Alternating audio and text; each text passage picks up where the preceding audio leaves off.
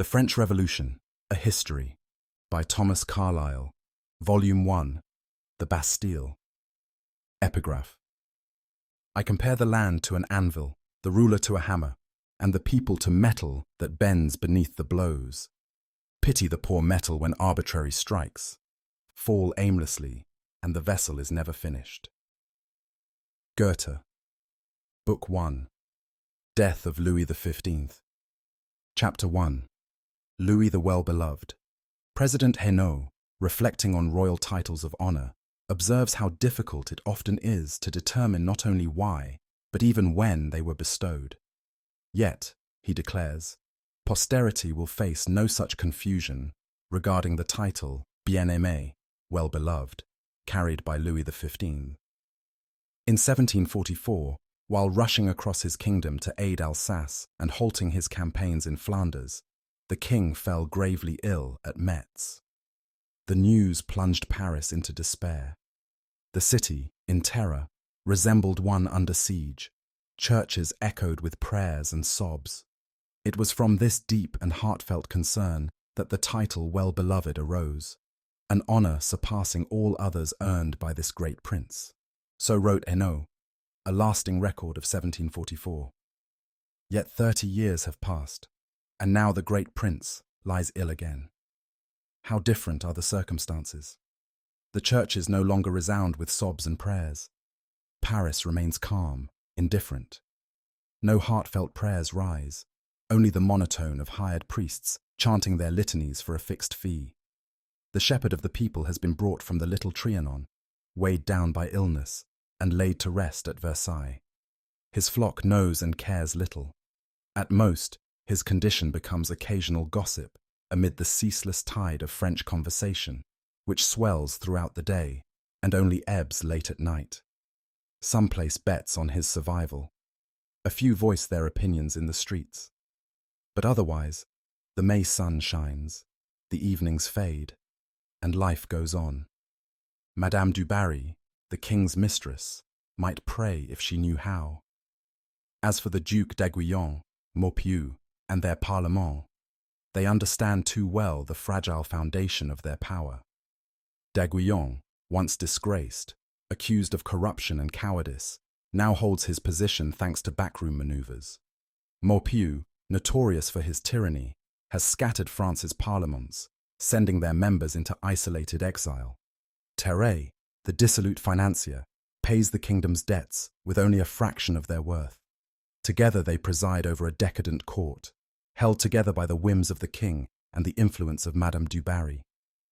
But should the king die, or even fear he might, this fragile order could collapse. Already, the physicians whisper doubts. Did the king truly survive smallpox as a child? Or was it a milder impostor? The courtiers' fears grow. Maupeou's sharp, rat-like gaze darkens as he peers into the uncertain future. The enchanted palace of Dubarrydom, with its blind man's buff games and lavish gifts, teeters on a single thread, the king's life. Should he pass, all this splendor would vanish like a phantom, leaving only a whiff of sulfur behind. And yet, for most of France, there are no prayers for the king's recovery, only grim hope for his death. Enlightened philosophers scoff at the thought of divine intercession. The starving peasants, hollow-eyed and desperate, see the king only as a hoarder of bread. To them, his death is of no great consequence. The destitute in Bicêtre hospital, crammed 8 to a bed, await death's release from their misery and have no time for the fate of royalty. Thus, the king's illness has become a question of public curiosity, tinged with hope. Will he die? For that, and that alone, gives his plight any significance. Chapter 2. Realized Ideals. France has changed, as has Louis, changed more profoundly than anyone yet realizes. To the eye of history, many things in Louis's sick room are visible now that the courtiers around him could not see. As has been wisely said, every object contains inexhaustible meaning. The eye sees only what it is prepared to see. For Newton and Newton's dog, Diamond, the universe was entirely different, though the light painted the same image on both their retinas. So too, Let us try to see with both our minds and our eyes in this royal sick room. Once, a society could take a man, nourish and adorn him, and, like bees raising a queen, make him a king. Such kings ruled with authority, and their subjects, believing in their divinity, obeyed. A king could, for instance, prosecute conquests in Flanders, while merely being transported there like cargo, extravagant cargo, accompanied by an unblushing mistress and her rouge pots, players, fiddlers, and kettles. This was the grandeur of monarchy 30 years ago. To some lone philosopher, it might have seemed strange, but to most, it was natural, even inevitable. The world is malleable, and humans the most adaptable of creatures. What we call reality is shaped by perception. Rocks and rivers, as philosophers teach us, are formed as much by our senses as by their substance. Even more so, symbols of authority, whether divine or worldly, are creations of our inner sense, which is ever-changing. The black African crafts a god from sticks and old rags, calling it mumbo-jumbo. The European mocks, not realizing that he too builds idols, albeit more refined. This malleability extended to kingship itself. For centuries, the monarchy flourished, absorbing and adapting to change. But now, even kingship is in decline. The world has shifted. What once seemed eternal now crumbles. Across the Atlantic, the sounds of rebellion reach Louis's ears. Boston Harbor black with tea, the Pennsylvania Congress convening, and rifle volleys on Bunker Hill. Democracy, under its star-spangled banner, announces itself with the tune of Yankee Doodle, a force destined to sweep the globe. Sovereigns and empires fade, each a fleeting illusion of permanence. The Merovingian kings, their long hair flowing, slowly rode their bullock carts into eternity. Charlemagne, Pepin the Short, and Rollo the Viking, all their menace, all their power, are long gone. The medieval dames, who once cast their lovers into the Seine, now sleep silently. History tramples over them. They hear it no more. And yet, something was achieved. Consider Paris. Once a muddy settlement, now a city of cathedrals, palaces, and laws. Stone towers rise, labor's hammers ring. Thought works miracles noiselessly. Humanity has tamed the elements, harnessing winds and stars, and gathered wisdom in libraries. Even amid past suffering, progress endured. Of all human creations, the noblest are our ideals, made real, our symbols of belief and order. The Church, with its promise of divine guidance, once built towering cathedrals and claimed men's hearts. The king, as the strongest, represented earthly authority. These symbols united societies, giving meaning and structure to existence. But symbols decay. Belief wanes. Solemnity becomes hollow ceremony. The Church, once powerful enough to humble emperors, has declined into irrelevance, its voice drowned by philosophers and pamphleteers. The monarchy fares no better. Once, kings guided their nations. Now, Louis XV merely hunts and presides over a court of decadence. Nobles, once warriors, are now idle ornaments, their privileges reduced to vanities and jewels. And the people, the flock fares worse than its shepherds. They labor endlessly, gain nothing, and live in squalor. Periodically, Paris must be cleared of starving vagabonds. Some are even hanged for crimes born of desperation. Once, when new clocks were introduced, Brittany's peasants revolted, fearing they were tied to an unpopular tax. The people cry out in pain and despair, but the heavens remain silent. Yet change brews in the wreckage. Beside the fading aristocracy rises a new nobility of lawyers, merchants, and thinkers. Philosophers now lead the age, armed not with swords, but with ideas. Skepticism replaces faith. Belief crumbles, and with it, the world's moral compass. Into this chaos, human desires and vanities rage unchecked, equipped with the tools of civilization. A spectacle unprecedented in history begins to unfold. In this France, like a powder keg, Louis XV lies dying. His reign, marked by the debauchery of Dubarry and Pompadour, has drained the treasury and left the nation in ruin. His court, the Parlement, and his people are locked in discord. Poverty, dishonesty, and unbelief reign supreme. It is a portentous moment. 20 years ago, on Christmas Day, Lord Chesterfield observed France and wrote words that now seem prophetic. All the symptoms I have ever seen in history, before great revolutions, now exist in France and grow daily. Chapter 3. Viaticum. For now, the pressing question for France's rulers is whether Louis should receive the final rites, the spiritual viaticum, not for the nation, but for the king himself. It is a fraught question. If the sacraments are administered, or even mentioned, Madame du Barry must disappear immediately, perhaps never to return, even if Louis recovers. With her would vanish Duke d'Aiguillon, his faction, and their glittering Armida palace, leaving only the stench of brimstone as chaos reclaims its own. But if the rites are withheld, what will the Dauphin's supporters and Choiseul's faction say? More troubling, what might Louis himself say, should his illness worsen and his mind remain clear? At present, the king still kisses du Barry's hand, as observed from the anteroom. But what of later? The doctors may tailor their bulletins as desired, yet the truth remains. It is confluent smallpox. The rumor spreads that the gatekeeper's once buxom daughter lies sick with the same disease. Louis XV, however, is not a man to be trifled with when it comes to his sacraments.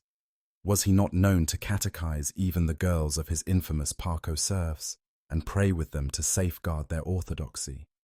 A strange man indeed, but no stranger than humanity itself. If only Archbishop Beaumont could be persuaded to look the other way.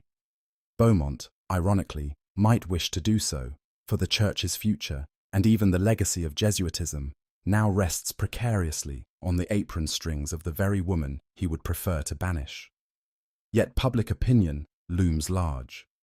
Christophe de Beaumont, who spent his career persecuting Jansenists, dissenters, and even the corpses of heretics, cannot easily grant absolution while the living proof of sin remains present. Grand Almoner Roche-Aymon may be less scrupulous, but the king's confessor, the hapless Abbé Moudon, is less pliable. Fanaticism and decency, though faded, still exert their pressure. For now, the strategy is to keep the doors closely guarded and the medical bulletins carefully controlled, leaving much to chance and time. The infection has spread. Few dare approach the sick room. More than 50 courtiers fall ill, and 10 have died. Only the king's daughters, Mesdames Graille, Schiff, Coche, Rag, Snip, Pig, as he mockingly called them, remain steadfast at his bedside. The fourth daughter, Loc, Dud, is already cloistered in a convent and offers only her prayers. The three sisters, moved by a sense of piety, endure the stench and risk of death. These women, who barely knew their father beyond his formalities, now perform their last duty to him. In their youth, their father's affection was limited to brief ceremonial kisses on the brow each evening. To achieve even this, they had to don enormous hoops, wrap themselves in long trains, and drape black taffeta cloaks up to their chins. If the king deigned to visit with hastily made coffee before a hunt, it was considered a gift from heaven. Poor, withered women, before your fragile lives are shattered by the storms of revolution and exile, let this one act of devotion stand as a bright moment in the darkness. Meanwhile, the rest of the court watches from the shadows, weighing their options. Some, like the Duc d'Orléans and Prince de Condé, cleverly hedge their bets, remaining near the king while ensuring their sons attend on the Dauphin. Others, like the aged Richelieu, act decisively. When Archbishop Beaumont finally resolves to enter the sick room, Richelieu intercepts him, pleading with oily fervour to avoid introducing divinity into the king's critical state. His son, the Duc de Fronsac, is no less brazen, threatening to throw the local priest out the window for daring to suggest sacraments. For those less decisive, the moment is agonizing. Versailles, once a stable galaxy of courtly alliances, now fragments into shifting constellations. Dowagers glide between factions with mysterious smiles and whispered sighs. Hope and despair flicker in equal measure. The sick room becomes a macabre theatre, where the shadow of death, escorted by the shadow of etiquette, plays the leading role. The distant growl of chapel organs punctuates the scene like mechanical prayer, echoing with the mockery. Vanity of vanities, all is vanity. Chapter 4. Louis the Unforgotten. Poor Louis. For the courtiers around you, this is hollow theatre, masks and mimes performing for hire. But for you, it is grim reality. Death, that eternal king of terrors, approaches. For all men, it is fearsome, the passing of our familiar life, with all its comforts and complaints, into the unknown, a separation, a void, filled with unconditioned possibilities. The pagan emperor asked his soul, "Where are you going now?" The Catholic king knows the answer. To the judgment of the Most High. It is the final reckoning, the ultimate accounting of one's deeds. What is done, unalterable, its consequences echoing through eternity. Louis XV feared death more than most. Unlike the Duke of Orléans, who once believed there was no such thing as death, Louis could not delude himself. He refused to hear death mentioned, avoided cemeteries and funerary monuments, anything that might remind him of his mortality. Yet his fear was not without contradiction. On occasion, he would halt his carriage to inquire how many new graves had been dug in a churchyard, though such morbid curiosity unsettled even his mistresses. Consider his thoughts when, on a hunting trip in the forest of Senart, he encountered a ragged peasant carrying a coffin. "For whom?" he asked. "For a brother labourer," came the reply, "who died of hunger." Louis, struck, spurred his horse and rode on. But now death comes for him. No palace walls, no guards, no rituals can keep it out. The once mighty king lies helpless, reality crashing in as Versailles dissolves into nothingness. Time is done. The great theatre of life collapses around him, and he faces eternity alone. What must he think, lying there in torment? Of purgatory? Of hell? Does he see the ghosts of soldiers who died in battlefields across Europe, sacrificed for his whims? The tears of mothers, the ruined lives of daughters? Miserable man, your life has been a series of follies, indulgences, and abuses. Your existence, a grotesque mistake, serves as a cautionary tale of squandered power and privilege. You are no mythic creature, no invincible griffin, but a man undone by his own vices, a man no longer shielded by his gilded throne. And yet, who among us can claim to be above such judgment? Each man, in his own way, is a ruler of his little world. The narrow brickfield where one toils is no less significant, viewed from eternity, than the vast realm of France. It is the spirit in which we labour, not the scale of our deeds, that endures. Louis's tragedy began long before this moment. When he recovered from his illness at Metz and was hailed as the bien-aimé, well-beloved, his life's course was already set. How could any man have brought order to the chaos of 18th century France? Louis, thrust into this role by chance, never rose above it. "What have I done to be so loved?" he asked then. Now he might ask, "What have I done to be so hated?" The answer, nothing. And that, perhaps, was his greatest failing. His court, meanwhile, is crumbling around him. Madame du Barry, weeping, packs her belongings and departs the palace. The sacramental debate resolves itself when Louis, desperate, sends for his confessor and receives absolution. In his final hours, he is said to have expressed repentance for his scandals, pledging to do better, if only he had the chance. On May 10th, 1774, Louis XV dies. The court, waiting anxiously, explodes into motion. Like thunder, the sound of rushing courtiers fills the palace as they race to greet the new king and queen. Louis XVI and Marie Antoinette, overwhelmed, fall to their knees, pleading, O God, guide us, protect us, we are too young to reign. The old era ends with little ceremony. Louis XV's body is hurried out of Versailles at a high trot, accompanied by a meagre procession. Parisians line the roads, jeering as the cortege passes. By midnight, the vaults of Saint-Denis receive their king. Only one, his daughter in a nearby convent, weeps for him. Thus ends the reign of Louis XV, crushed under the weight of his sins and failures. His era of decadence and tyranny is buried with him, paving the way for a new age. Yet, as the new king's carriage rolls toward Choisy, a jest from the Comte d'Artois elicits laughter, and the court's tears dry. Light-hearted and fleeting, they walk their fragile minuet above the abyss. Book 2. The Paper Age. Chapter 1. Astrea Redux.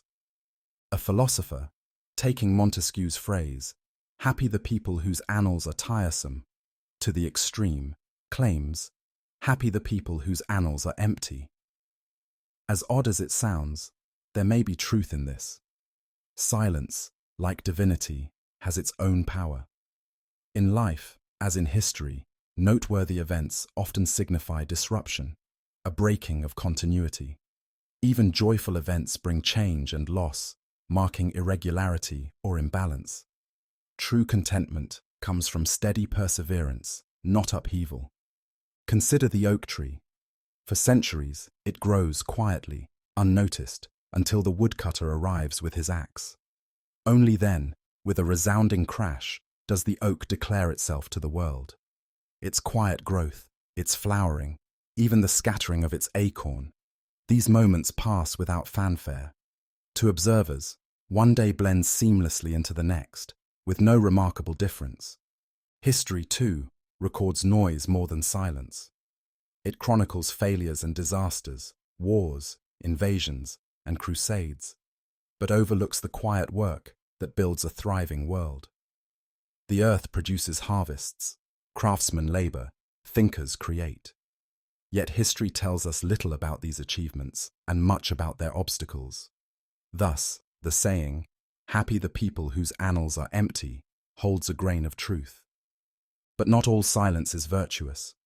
There's the stillness of growth, and then there's the stillness of decay. Victory and defeat both silence their opposition. Nations, like individuals, can look healthy on the surface while decay spreads within. History teaches that institutions, like complacent rulers, often die of their own excess, mistaking fleeting comfort for lasting strength. Is the stillness in France during this period one of growth or decay? For now, it is an era of calm, a so-called age of gold, or rather, an age of paper, banknotes substituting for gold, books filled with philosophies and theories, masking the lack of true thought. Paper, made from the remnants of past life, carries endless possibilities. Yet who could foresee the upheaval looming just 15 years ahead, when France's calm would end in revolution? The old corrupt regime is gone. A new king, young and well-meaning, now reigns with a virtuous queen. Reformers like Turgot, admired for his intellect and integrity, promise to fix what's broken. Even the skeptical remark that Turgot doesn't attend mass seems trivial, as liberal thinkers remind the public that his corrupt predecessor always did. Meanwhile, the upper classes bask in wit, luxury, and optimism. Enlightenment thinkers celebrate the dawn of a new era, predicting a utopia where all are happy and equal. Philosophers dine with nobles, spreading dreams of progress and reason. Humanity, they say, is awakening to truth, and soon all suffering and injustice will vanish. Perhaps even death itself will be conquered. This optimism echoes in the king's court. The king, uninterested in politics, immerses himself in hobbies like locksmithing. The queen, radiant and adored, enjoys a life of beauty and charity.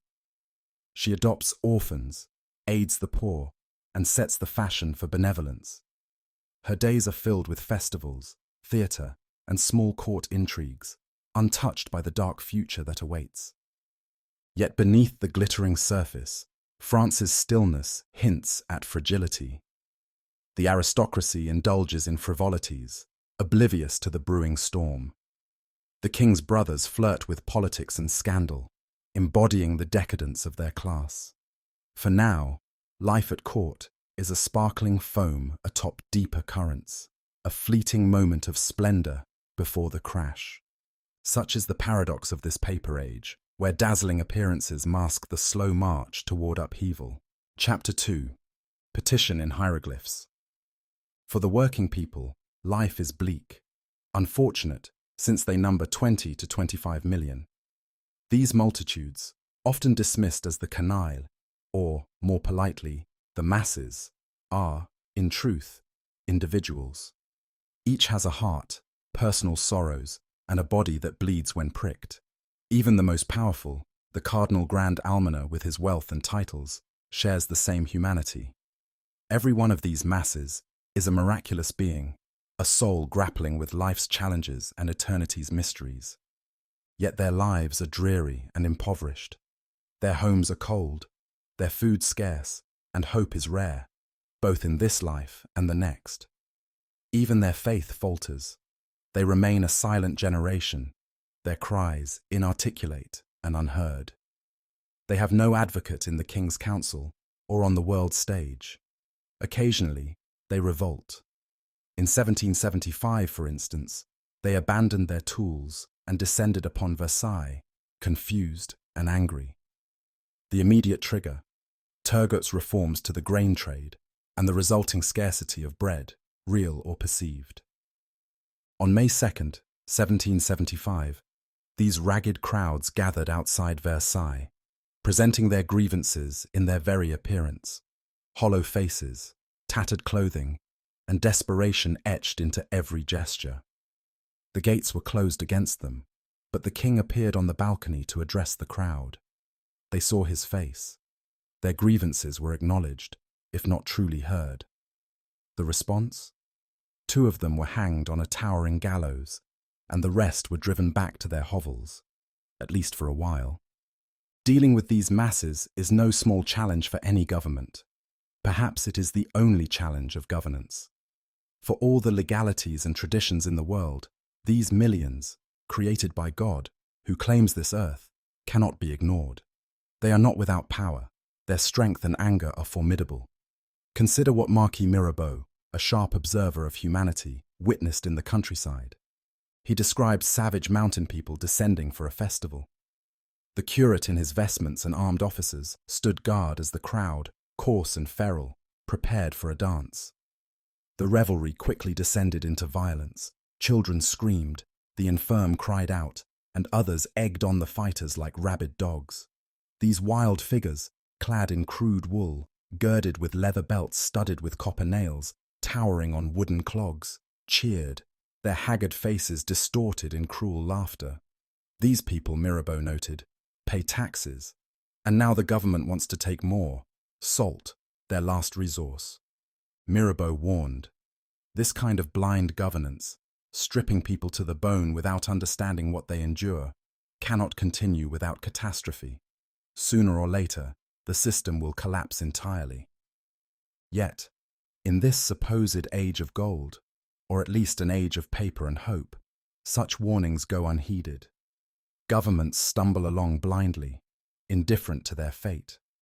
For now, the world keeps turning, as it always has, but the cracks are already beginning to show. Chapter 3. Questionable. Is this age of hope real, or just an illusion? Like a rainbow hovering above Niagara Falls, it glimmers with promise, but hides the abyss beneath. If so, even victorious analysis will find itself overwhelmed. Yes, indeed, a world that seems beyond repair. Everything, spiritual and material, heart and mind, is fractured. Where great physical suffering exists, moral failure surely underlies it. Consider those 25 million laborers, whose haggard faces Mirabeau now sees in a nation calling itself Christian, calling man the brother of man. What centuries of deceit, incompetence, and neglect among rulers and leaders, both spiritual and temporal, must have created such misery. Lies accumulate until they collapse, for the truth remains. No lie can endure forever. Behind the rosy haze of sentiment, philanthropy, and moral feasts lies a grim reality. What bonds hold this society together? It is a people of disbelief, clinging to shallow pleasures and the fleeting laws of appetite. What other laws guide them? None, it seems. Not within their hearts, nor above them.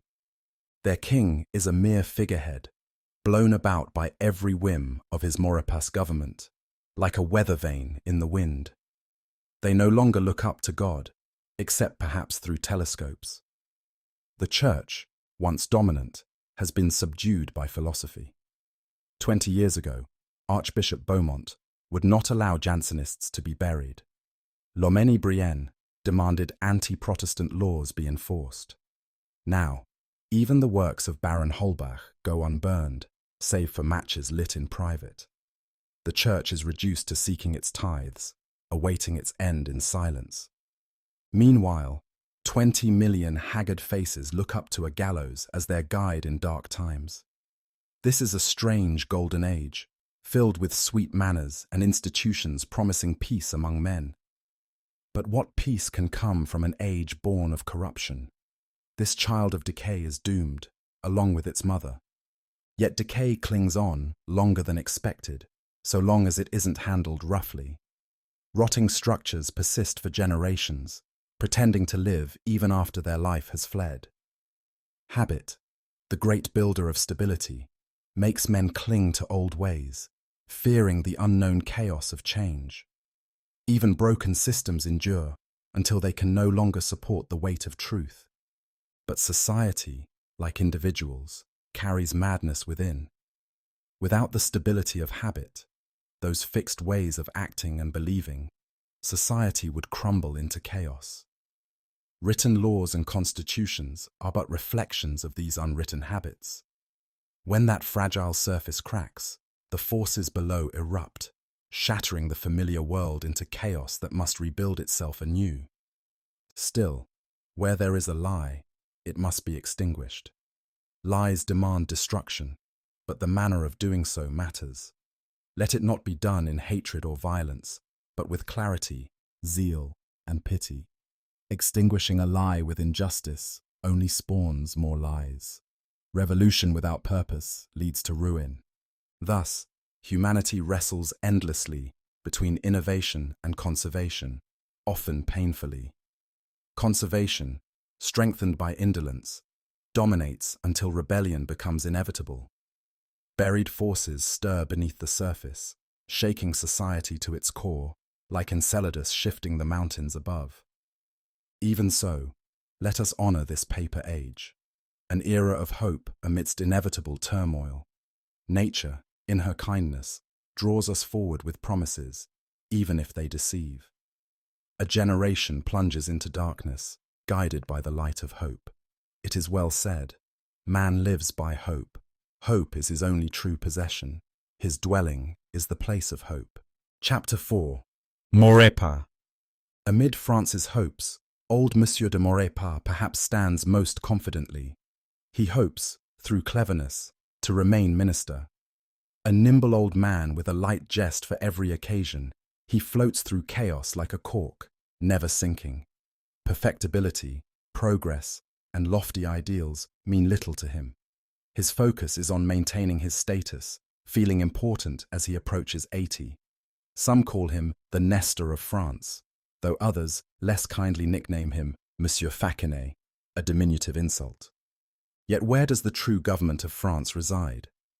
Versailles holds the king, queen, ministers and clerks with their bundles of paperwork tied in neat tape.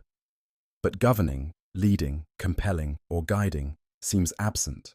Instead, power is diffuse, living in the philosophes' salons, the babble of the crowd, and the pamphlets of sharp-tongued writers. Sovereignty itself seems like a Montgolfier balloon, rising or sinking with the popular wind. Once a despotism tempered by epigrams, France now seems ruled entirely by those witty quips. Louis XVI, the desired king, wishes to make France happy, but the task proves overwhelming. He faces endless claims, contradictions, and confusion, voices too many and too conflicting for one man to reconcile. Philosophism demands a new era with its myriad promises, while the court, the Aile de Boeuf, insists the monarchy remain a horn of plenty for loyal courtiers. These demands cannot coexist. Philosophism had its chance when Turgot became Controller General, promising sweeping reforms. Yet Turgot lasted only 20 months. Without a magical Fortunatus's purse, no minister could succeed. Turgot, full of honesty and insight, schemed a peaceful revolution in his mind, yet faltered at its financial threshold. His bold proposal to tax the clergy, nobles, and parliaments provoked a collective outcry of outrage. Maurepas, ever agile, distanced himself, and the king, once supportive, dismissed Turgot. The French Revolution would have to unfold on its own, peacefully or not. Hope deferred is not hope destroyed. Voltaire, after long exile, returned to Paris amid wild adoration. The aged philosopher, frail and shriveled, was worshipped like a hero. Nobles disguised themselves as servants to glimpse him. Women of high society would have lain at his feet. Streets filled with cheering crowds, his carriage at their center. They crowned him in the theater, showering him with roses, until he nearly succumbed under their weight. The Queen considered summoning him but refrained. This same Voltaire, who had devoted his life to dismantling monarchy and religion, was now celebrated as a prophet. His burial, however, had to be carried out in secret, an ironic end to a life that reshaped the age. Beaumarchais, another figure of note, concluded his legendary legal battles during this time. Born poor but clever, he climbed through audacity, skill, and intrigue, becoming close to the royal family. However, a dispute over money with a wealthy banker's heir led to lawsuits that nearly destroyed his reputation. Beaumarchais, undeterred, fought back with wit and determination, turning public opinion in his favor. For 3 years, he outmaneuvered opponents, exposed corruption, and emerged victorious, humiliating the judiciary and shaping public distrust in French justice. Beaumarchais, like Voltaire, became a symbol of the age, an indomitable spirit who took on the establishment and won. Both men exemplified the strange energy of this time, where wit, perseverance, and defiance shaped the hopes of a society on the brink of revolution. Chapter 5. Astrea Redux without cash. Look now, beyond the Atlantic. A new era is dawning. Democracy is born, struggling amidst storms for survival and triumph. In France, the rights of man inspire a wave of excitement. Everywhere in the salons they marvel. What a spectacle. Look at Dean and Franklin, American envoys, standing here with purpose, sons of Saxon Puritans, armed with old Saxon resolve and old Hebrew morality, negotiating amidst the decadence of monarchy, sentimentality, and hypocrisy. A spectacle indeed. Even if the salons cheer, Emperor Joseph, when asked about it, offers a sharp retort. Madame, my business is being a royalist. Mon métier à moi, c'est d'être royaliste. Maurepas, for all his lightness, must eventually yield to the winds of philosophy and the force of public opinion. France, meanwhile, lends her support, discreetly at first. Ships and supplies are smuggled across the ocean, aided by shadowy figures like Beaumarchais, who ensures his own pockets are well lined in the process. Yet France dreams of a navy, especially now, as Britain battles on multiple fronts. While an empty treasury cannot build fleets, the idea takes hold. Loyal ports and chambers of commerce step forward, offering ships for the cause. The result? Majestic vessels like the Ville de Paris, a leviathan of the seas, take to the waters. Squadrons cross the Atlantic, and rough Yankee generals in homespun caps salute the glittering French chivalry. Democracy, astonished, watches despotism tempered by epigrams fight alongside her. Lafayette, Rochambeau, Bouillet, they unsheath their swords for this sacred cause of mankind, though destiny has stranger tasks in store for them. On the seas, thunder echoes near Ushant. Young Duke de Chartres fights, or hides in the hold, depending on which version of the story you believe. When the truth emerges, there was no victory, and English Admiral Keppel triumphed. The opera cheers turned to mocking jeers. The Duke's failure to become Grand Admiral marks the beginning of a lifetime of sorrows. Woes multiply. The mighty Ville de Paris falls into British hands, captured by Admiral Rodney through his famed maneuver of breaking the enemy's line. France, it seems, will never have a navy. Even Suffren, who returns from Indian waters with hard-won glory but little success, cannot change this fate. He retires to his estate in the Cevennes, where the only smoke rising is from his kitchen, not his cannons. Brave Lapérouse, sent on a voyage of discovery, vanishes into the great unknown, leaving only a shadow of mystery. At Gibraltar, the Franco-Spanish alliance fares no better. Despite ingenious floating batteries and the presence of nobles like Prince Condé and Prince d'Artois, the rock refuses to fall. Gibraltar answers their efforts with torrents of red-hot iron, its defiance likened to the very mouth of hell.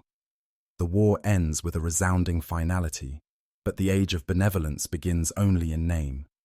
French volunteers return as missionaries of liberty. Lafayette shines at Versailles, and his bust graces the Hôtel de Ville. Democracy stands firm in the New World, eyeing the old, but French finances left in ruin cannot share in the glory. The problem of finance. What to do about the finances? A storm gathers, dark and unyielding. Turgot was cast out, shrieking, for lacking a magical purse. Clugny failed utterly, leaving no legacy but his ineffectiveness. Necker, the Swiss banker, promised something better. A man of honesty, credit, and somber resolve, he climbed from obscurity to ministerial prominence. His wife, once spurned by Gibbon, now sat beside him as Madame Necker, admired for her charity and intellect. Even their young daughter, future Madame de Staël, played at his feet, while her mother hosted philosophers and supported hospitals. Necker held the reins for 5 years, working without salary, sustained only by public opinion and his wife's devotion. He published his famous Compte Rendu, an early emblem of transparency, which dazzled France with its promises. Yet his magic purse proved no better than Turgot's. When he proposed taxing the clergy and nobility, as well as establishing provincial assemblies, he met the same fate as his predecessor. Maurepas, dying, mustered one final effort to spin the wheel of fate. Necker too was dismissed. In private life, Necker bided his time, a statesman in waiting. His book, Administration des Finances, sold 80,000 copies in days, a testament to his enduring popularity. Though cast out, he would return, carried by the voice of the people. A singular figure in history, Necker embodied the contradictions of his age. A man who once clerked in Thellussen's bank, now poised to reshape the destiny of a nation. Chapter 6. Social Contract. In this succession of vivid, fleeting colours, flush after flush spreading across our horizon, the era of hope begins to dawn. Yet, how tenuous it seems. An era of hope built on universal goodwill, triumphant analysis, and vice reformed into virtue, anchored in the end on the weary and hungry gaze of 25 million struggling souls looking up to their monumental beacon, 40 feet high. How could such hope not feel fragile? Throughout history, if we understand it rightly, sin has been and will always be the root of misery.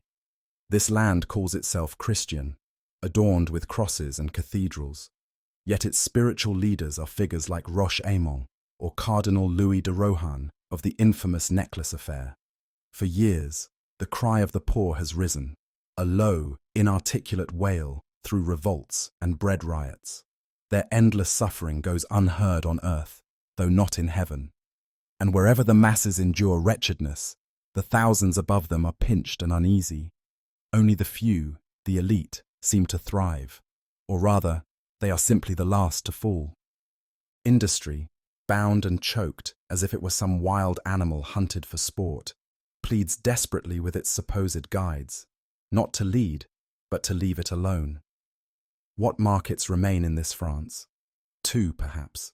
One for coarse necessities, because the masses must eat, the other for luxury and indulgence to entertain the few. It is a madness. Victorious analysis promises to fix it all. Honor to analysis. It has uncovered inconsistencies and torn apart what doesn't hold. Yet, what has it ever built outside the workshop or laboratory?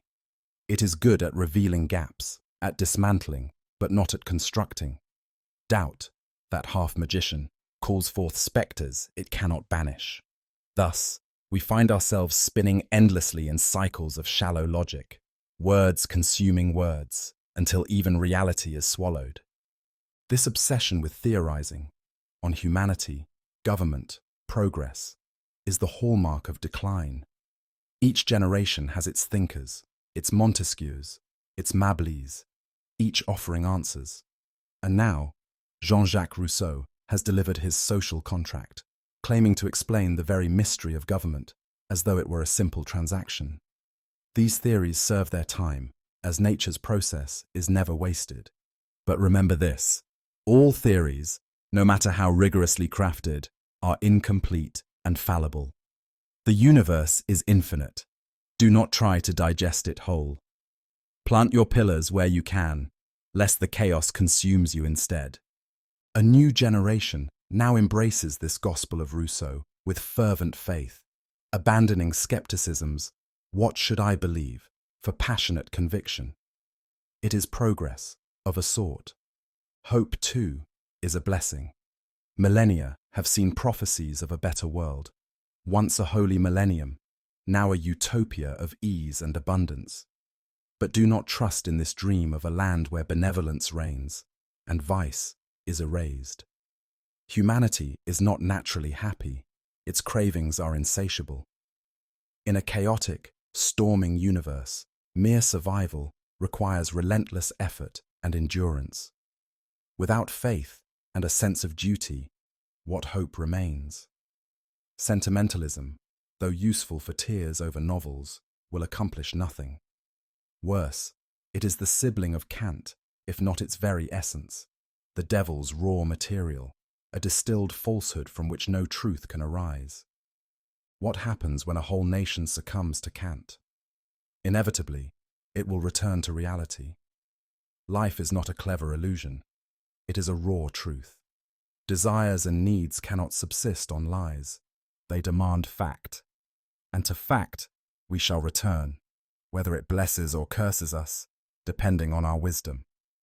At its most primitive, the only fact humanity has ever relied on for survival is the grim certainty of cannibalism. I consume you. What if, in our progress, we find ourselves back at that dark beginning, forced to start again? Chapter 7. Printed paper. In pragmatic France, no matter what the theory of perfectibility might claim, discontent is inevitable. Reform is urgently needed, but remains elusive. Who among us will begin? By reforming themselves. Dissatisfaction with the world around us, and especially with those above us, keeps growing, seeking new outlets. We can pass over the street ballads and sharp epigrams that once tempered despotism, and even the handwritten newspapers, nouvelles à la main. The era of surreptitious pamphlets has dawned. They circulate in Paris, sometimes bearing the ironic stamp of printed in Peking. The Courrier de l'Europe, published regularly in London by de Morand, still unscathed by the guillotine, and the exiled Linguet, whose fiery Bastille unveiled echoes across Europe, reflect this era of unrestrained speech.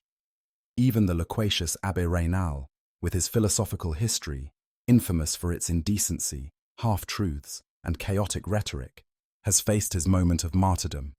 His work publicly burned in 1781, possibly the last such ceremonial destruction of a book. Yet even this gesture is becoming obsolete, as suppression no longer serves its purpose. In the courts, amidst money disputes and divorce trials, glimpses of private life reveal chaos. Consider the infamous young Mirabeau, whose escapades, whether in prisons, regiments, or garrets, are fodder for scandal.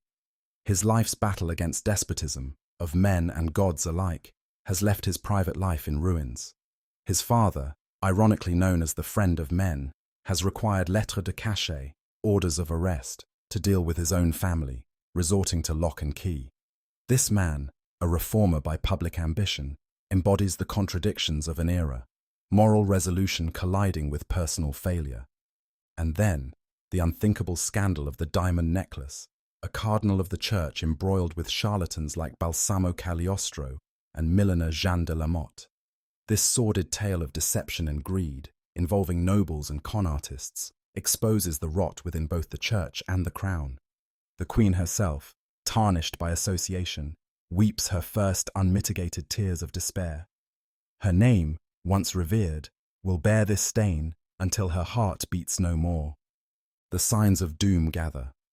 The social bonds that once held France together, whether of liberty or servitude, are unraveling. People, no longer enslaved to one another, have become slaves to their own vices, sin bringing sorrow as its inevitable companion. The society festers with sensuality and falsehood, and though sentimentalism flickers as a faint phosphorescence over this decay, it cannot mask the grim spectre of the guillotine. France, a nation defined by its excitability, teeters on the brink of rebellion and explosion. Blame flies in all directions: Turgot, Necker, the Queen's lack of etiquette.